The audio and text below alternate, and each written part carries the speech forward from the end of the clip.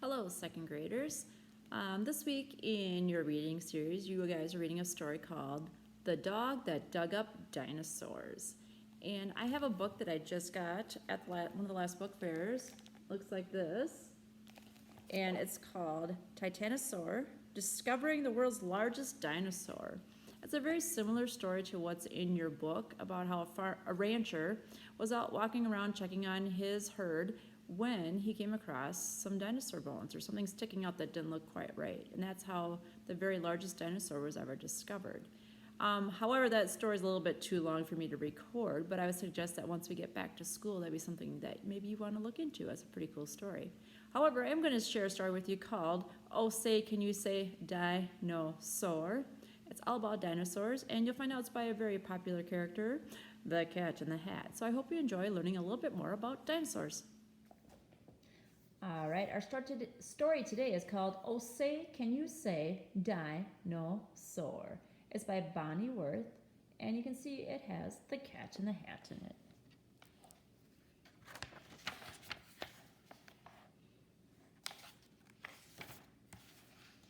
I'm the Cat in the Hat. You've met me before. Today I will speak of the great dinosaur. Dinosaurs lived on the earth long ago, before you and me. So how do we know? From fossils. Dinosaur teeth, eggs, and bone got stuck in the muck. Then that muck turned to stone. These fossils are old. They are dusty and worn because they were made long before you were born. Not hundreds of years, not thousands of years, but millions of years long before you were born. Dinosaur hunters dig in the ground. All over the earth these fossils are found. The hunters use tools to chip all day. The fossils come loose and they pack them away. Fossils can crumble because they are old, so dinosaur hunters must first make a mold.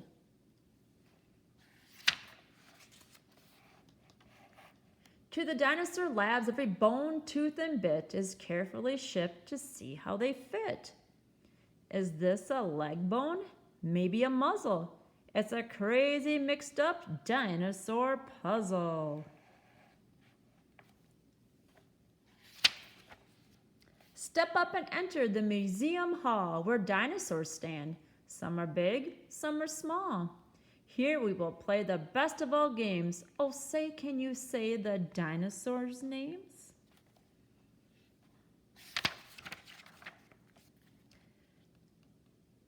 And after you've said them, then you get to see them in the Cat in the Hat Super Dino Museum. Dinosaur names are not easy to read, but give it a try. I will help if you need.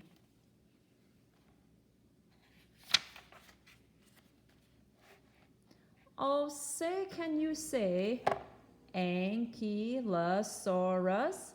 With a club for a tail and a back full of spikes, this dino was strong, like an army tank. Yikes!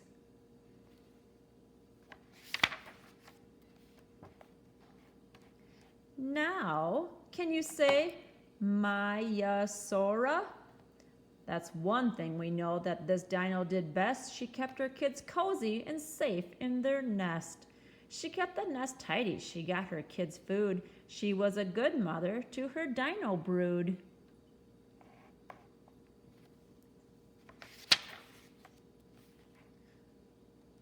Now say Tyrannosaurus Rex. You said that quite nicely. Now you better go. T-Rex is no kitten, I think you should know.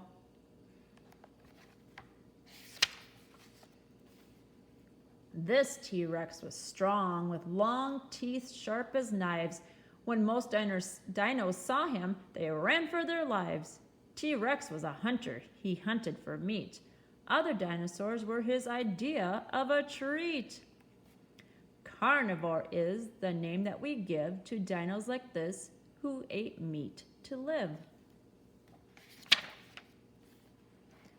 Oh, say, can you say Triceratops? This dinosaur's head had 3 horns upon it, sticking up out front of a hard sort of bonnet.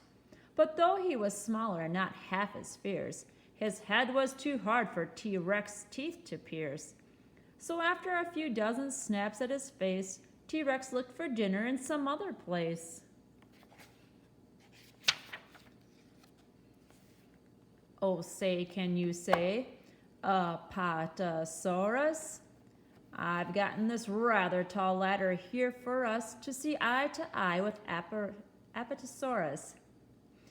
Those dinos' long legs reached up high into trees, where they fed on green leaves just as much as they'd please.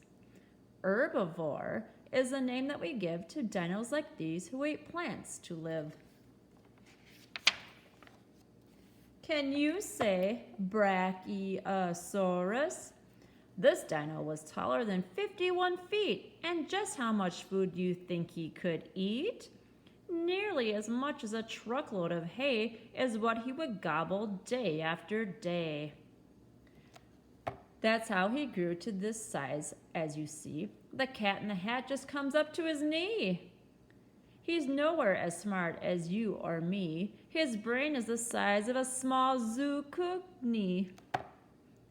Zucchini, sorry. A small zucchini. That's his brain.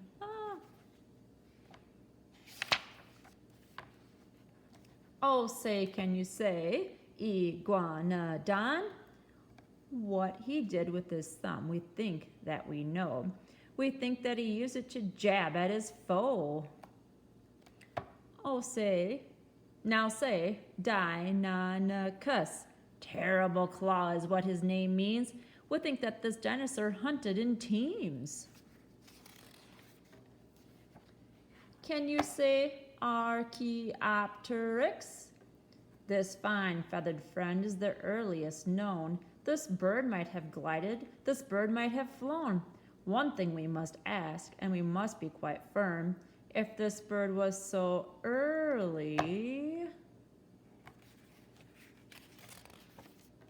did he catch the worm?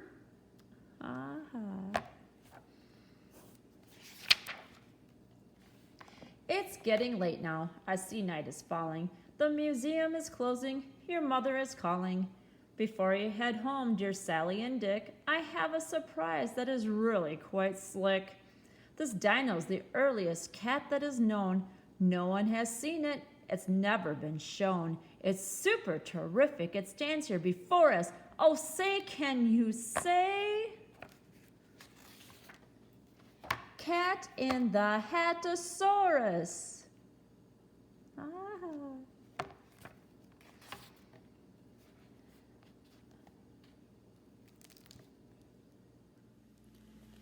Well, second graders, hopefully you learned a little bit more about dinosaurs and how to say their names. That was just a fun book giving you some facts about dinosaurs. Hopefully you caught that what meat eaters are called, carnivores, and what plant eaters are called, herbivores. And one they didn't get into is what most humans are. They eat plants and meat. That'd be omnivores. So hopefully you had fun with that little book with the cat in the hat, especially that last dinosaur. And hopefully you learned a little bit. So have a good rest of the week, and we'll see you again next week. Bye.